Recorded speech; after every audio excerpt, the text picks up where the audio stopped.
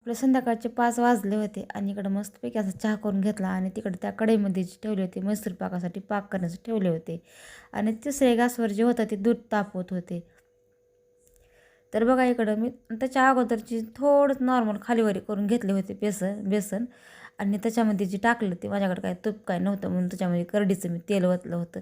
तेल पण गरम करून घेतलं होतं. त्याला मस्तपैकी असं टाकले कडक झाल्यावर चांगले ते चुरचुरीत होतं आणि ह्याला जाळी पण झाली चांगली बघा ही खूप छान झाली होती. आता ही काय होतं मी 4-8 दिवसाला करते पण मला ह्या कामानं काही करणं झालं नाही. सव्वा महिना होऊन गेलं होतं.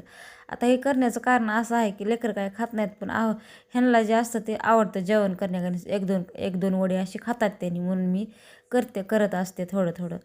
तर बघा इकडं आपली मस्तपैकी अशी म्हैसूर पाक झालं होतं.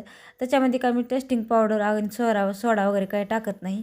जास्त आणखीन त्यांना काय आवडत नाही जास्त तेलामुळे. आता का तर कंटिन्यू तेलामध्येच असतं म्हणून ते.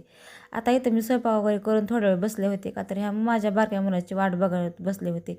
त्याने येतो ट्युशनमधून 8 वाजता आणि 8 वाजले होते. मग ह्यानी पण म्हणले थांब येऊ दे त्याला आल्यावर जेवण करू तोपर्यंत चंदी चारतो जनावराला म्हणून. ठीक आहे म्हणलं. आता त्यानं आल्यावर त्या दोघाला पण जेवायला आले होते. ते दोघंजण बसले होते टी व्हीपाशी. मस्त वेगळ्या बटाट्याची भाजी चपाती आणि जे दुपारी म्हैसूर पाक केला होता